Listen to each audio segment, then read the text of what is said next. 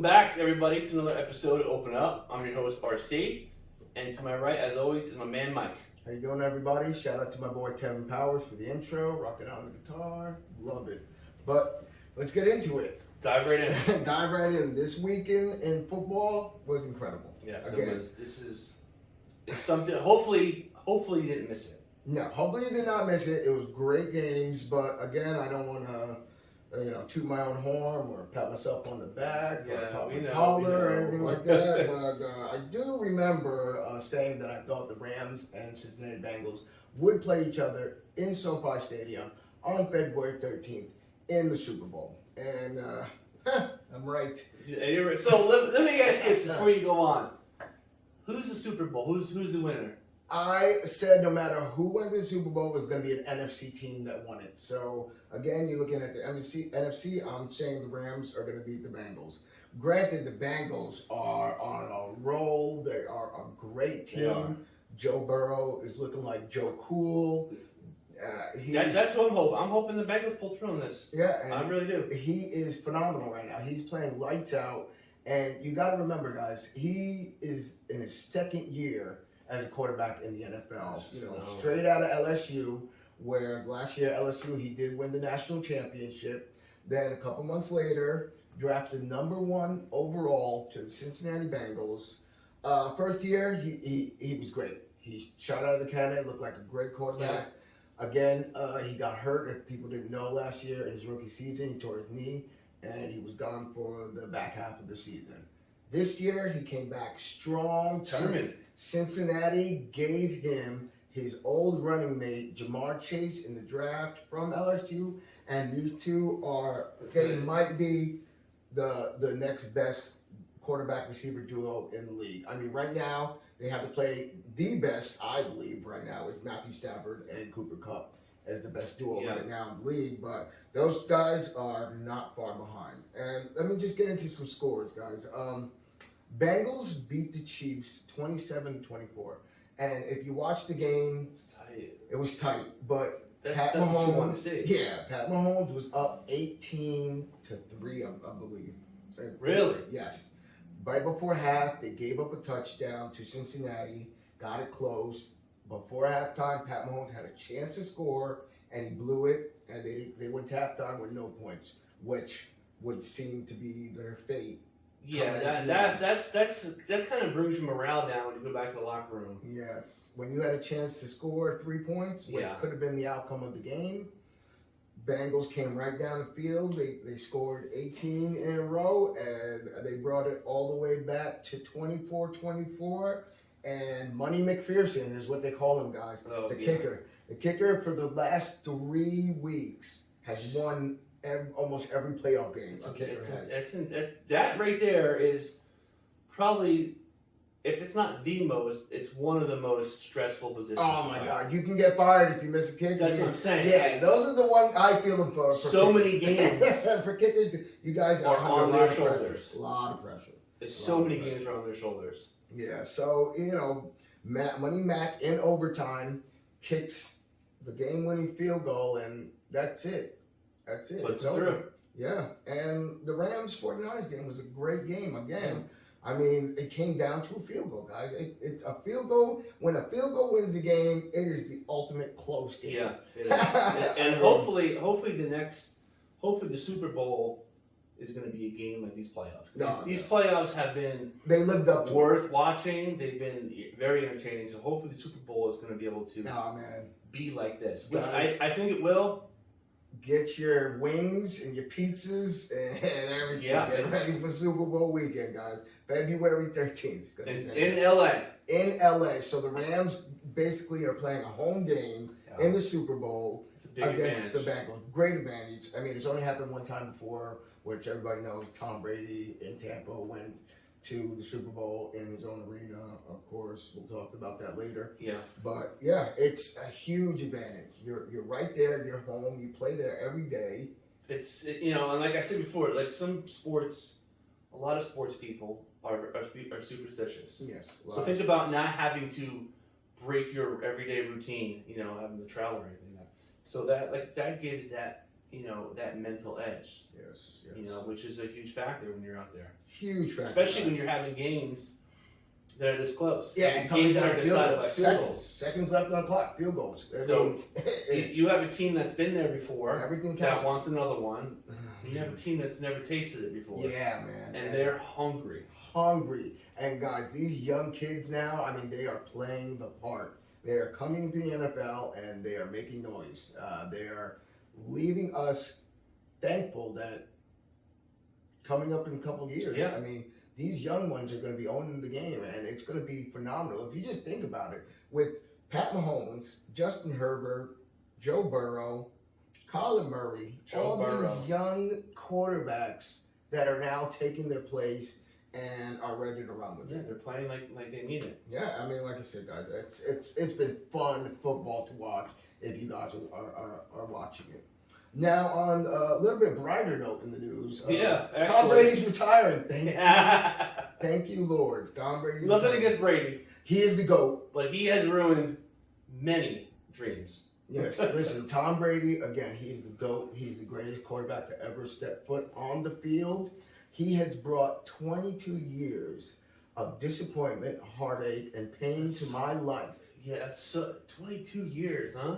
22 years of pain and heartache, and I respect the hell out of the guy. He gave my team whippings like they've never seen him before. He's had people fired from teams that I love, but again, he's the greatest quarterback ever to play. It's time to give up. Yes, and finally, you can walk off into the sunset happy with your beautiful family. Yeah, and not worried. And the trillions of dollars. I mean, it's funny too, because if you sit here and think about it, what would an 8th championship have meant? The guy has 7 already. More than most teams have ever been there. And if he won another one, what would they say? Hey, I'm the GOAT plus another one. Yeah, he already stamped. I'm the GOAT plus another one. Yeah, he already stamped his legacy in the world. Everybody from now until the end of time will be trying to catch Tom Brady. Yeah, if they're gonna chip. And we might never see it. And it took him 22 years. 22 years. Just imagine how long it's gonna take some other people. Yeah, exactly. And like I said, I know these young kids, they love Pat Mahomes and they think he's gonna be the greatest thing since sliced bread. But you are now seeing the coming up of all of these other young quarterbacks where it's going to be hard for Pat to see the Super Bowl again. If this is the way he's got to go through all these young quarterbacks, it's going to be a hard time getting to the Super Bowl again. And Cincinnati, like you said, hasn't been there in a long time. They haven't been relevant. No, they haven't. Now they have a chance. They want it. Now they have a chance. And Joe Burrow has a chance to be the only quarterback ever to win a college championship, be first drafted overall, and win a Super Bowl. So I'm kind of rooting for it, but again, I always said he's coming in with the fire. Yeah, I always said the Rams are going to win, the NFC team will win the championship, but it's going to be a great one, guys. With the fire. Nice. Speaking of fire, we wanted to get into something about solar energy. Now, here's the thing. Both of us are very the global warming issue. Can we do more? Can we do more as a civilization to treat the planet better? 100% yes. But we were reading something before, and it said solar farms. Now, imagine a regular farm. You got solar farms that have to be enormous, okay? And they're 300 to 400 times the size of regular farms. So, is that going to be able to hold our energy? Is that worth cutting us off natural gas?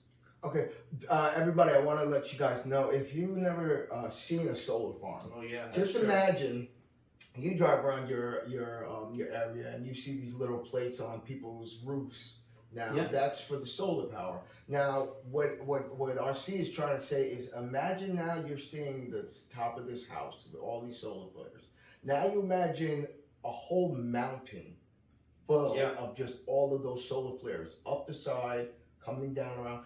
Obviously, higher altitude to catch more power from the sun. Solar flares, Now you're saying, let's just take a whole 50 acres and Yeah, just sometimes even you more need than that. 80 acres Yeah. sometimes, and you're just laying down these solar flares along the land.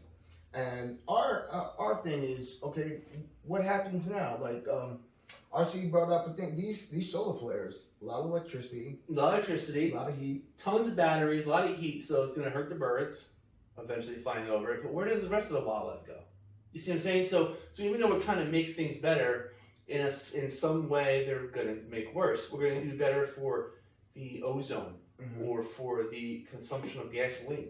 But now you're misplacing, 50 to 100 acres of wildlife each time you do this.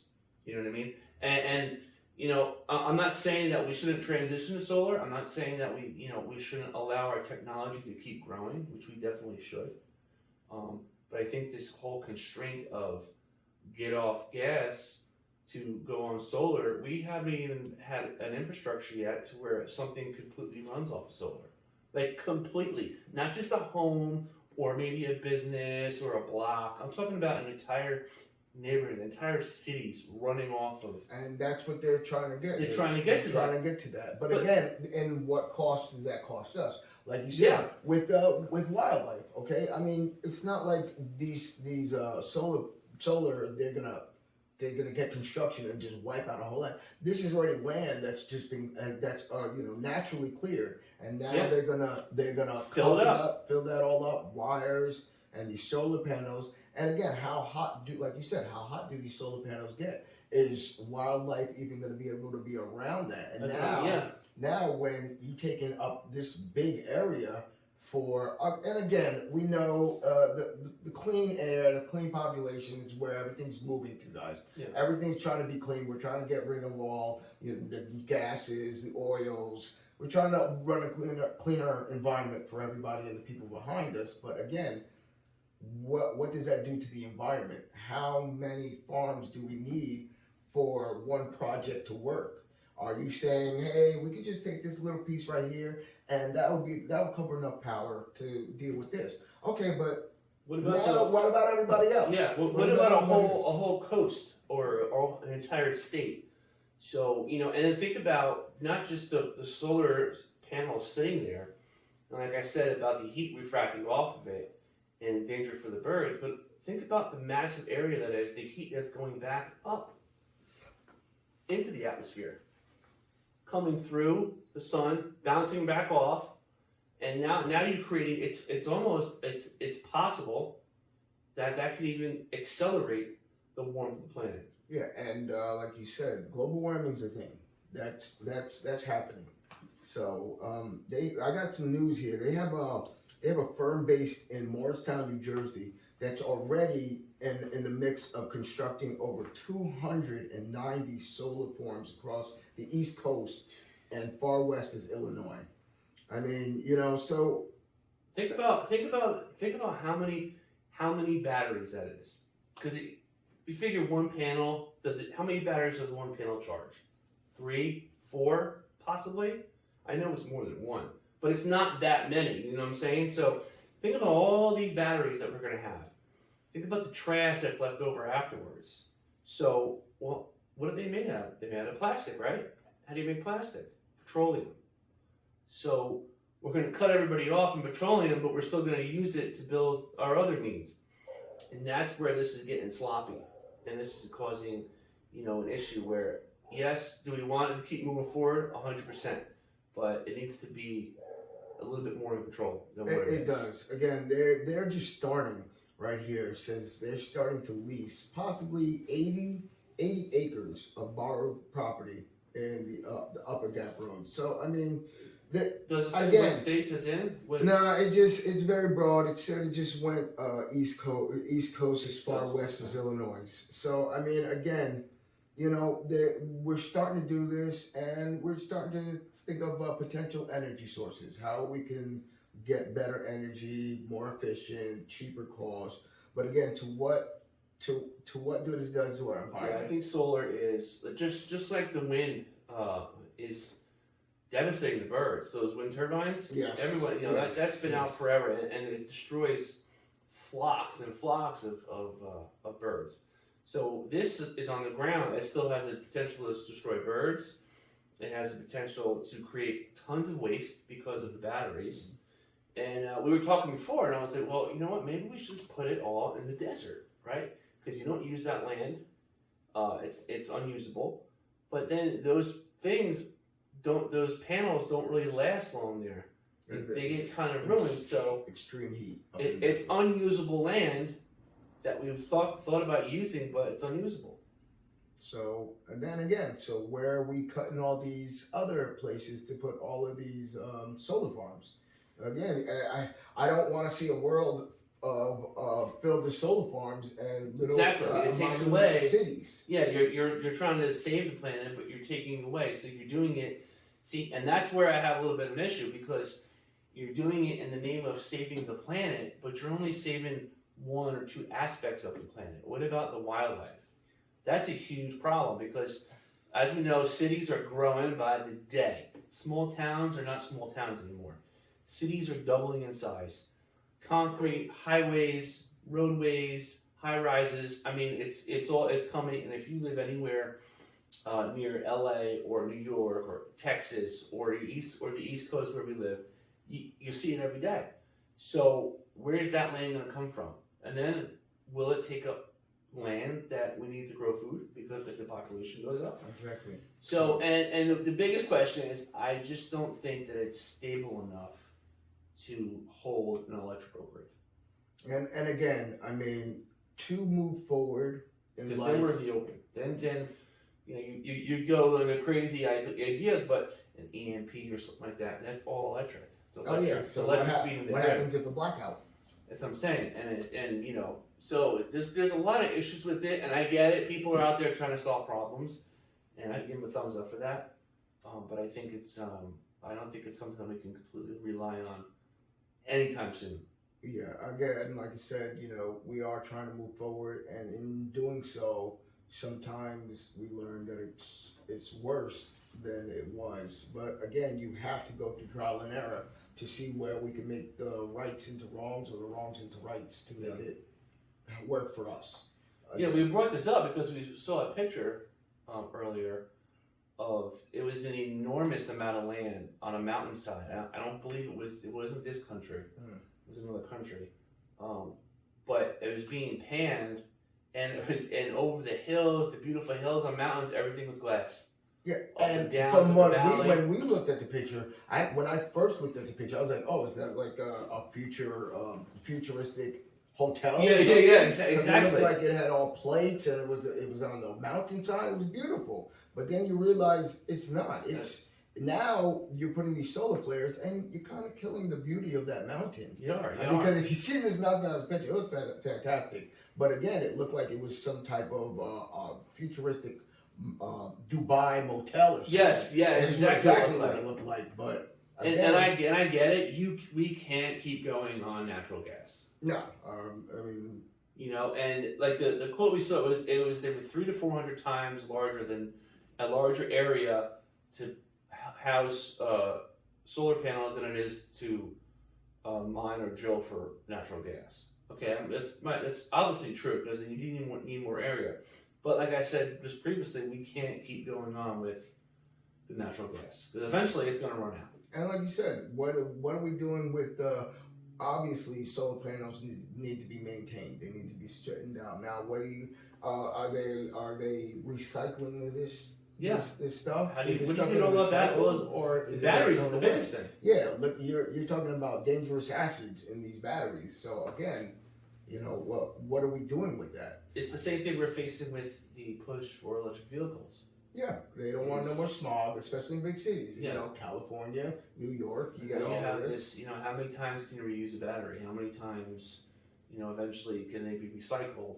I mean, there are some aspects, some pieces of the batteries that can be recycled. You can recycle some of it, but again, how many times can you recycle one thing? So where does that stuff go now? Exactly. So it just keeps adding to it. It's pretty funny because I saw a meme on Facebook today where it was a power plant. It was a picture of a power plant, and it was dumping waste into the river. And on the other side of the river was this little old lady with a little bucket of oil trying to just dump her oil out, and there's cops all around. Yeah. So, which is hilarious to me because, it's stating the fact that, if big money corporations, if it's something like they, that, they don't get bothered with. they don't get bothered with it until it's maybe too late. Exactly. And then what do you do with it? But It's already done. if you as a person do it, you get the finger shaken at you, and you're supposed to know better than this. Yeah, exactly. But when it's a big old company like that, we don't know what they're doing with their waste. We don't know what they're recycling. Because they have money and they own people. Yeah, so they get a little bit more leniency than they say the average man. But I mean, that was a great meme that I saw. It was, fantastic. Yeah, so like that was also good. So anyway, the question to put out there is open this conversation up, and do we continue with these massive solar farms, or do we try another approach? I know this is only part of the solution; it's not the entire solution, which I understand that. But where does it go from there? If it's one mountainside in Kentucky, that's a lot of area. Then what if it's the entire, grasslands of Iowa? So the question is, where does it stop, and how do we go about this without fixing the environment by ruining the environment? Exactly. And again, guys, we love to hear what you guys think about these subjects. I mean, we're two guys with an opinion, just as everybody watching. If you have an opinion, if you think, hey, you know what, solar flares are going to work, I'm welcome to listen to anything you guys say. That's what we want to do. We want to bounce ideas off. We want to hear it. That way we can know what everybody else is thinking. If you like the content, hit the like button, share it with your friends, and let's talk about stuff. But again, on the sadder note, yes, we if you've watched the show before, I've always talked about mental health, meaning if you're depressed, if there's problems, you need somebody to talk to. I don't care who it is. Just please find somebody to talk to. Yes. A priest. I mean, they have anonymous call lines where people can talk. I mean, you can hit us up with comments. Yeah, hit us in the comments, and we can also help help navigate that path for you. Yeah, I just want everybody to know that there are people out there that are having problems that we need to be aware of, and if somebody needs an ear just to listen, just for 20 minutes, it could be so valuable to that person for you just to give some time up to listen to what they want to say. Exactly. And in saying that, I have a sad story. And again, it hits me hard because we have a TMZ report of I'm sorry if I butcher your name, but it says Chesley Christ is dead at 30 from suicide. Now, if anybody's seen the article or see TMZ, this is a beautiful girl. Yeah. Just 3 years ago, 2019, she won the Miss North Carolina pageant. And on top of being beautiful, she's very successful. She was. Again, she is also an attorney. At 30 years old, an attorney and Miss North Carolina. Yeah. So winner, not even a finalist, a winner. A winner. She took the gold. Okay, guys. So she has. You see that she tried to make a good life for herself. She did. So for someone to, jump out of a window. From the reports, guys, this Miss Christ lived in New York City and was found that she had jumped from her 29th apartment building balcony and was pronounced dead at the scene when the police arrived. Again, 30 years old, beautiful girl, an attorney, lawyer. She worked, she had a little stint with TMZ where she was writing things for TMZ. She was big in bringing peace. She spoke about social and criminal justice reforms. I mean, this girl was involved. She was involved, and something in her life was that bad that she took her own life and jumped from her balcony. And I have, she had posted on Instagram before this happened, and her post was, "May this day bring you rest and peace." Yeah, so that's a little bit of foreshadowing, possibly. Don't really know.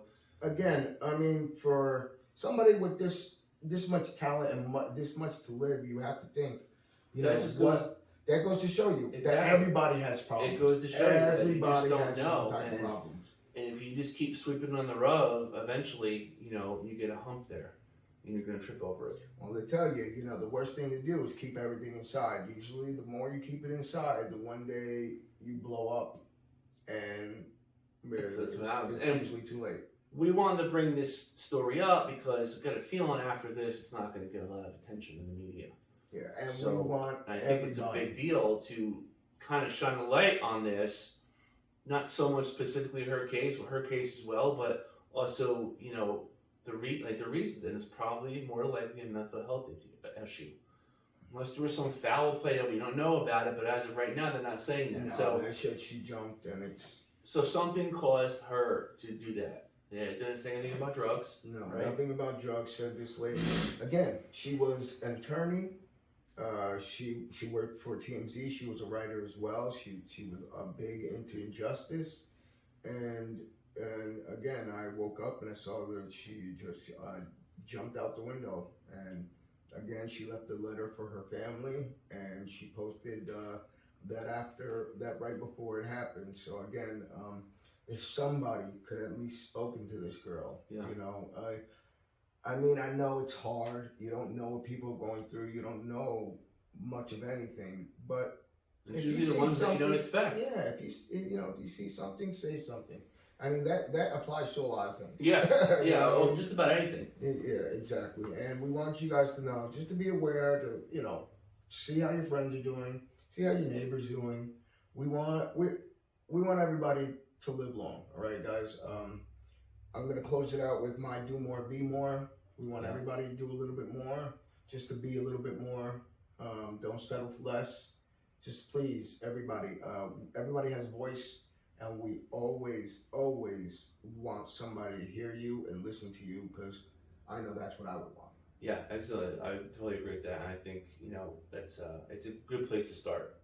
So leave us a comment, leave us your story, leave us the next thing that you want us to bring up in topic, and especially any questions. So this is open up. We'll see you guys later. Yes, and as one of my good friends would say, ELE. Everybody love everybody. Jackie Moon, baby. Jackie Moon. So thank you guys, and we'll see you on the next go around.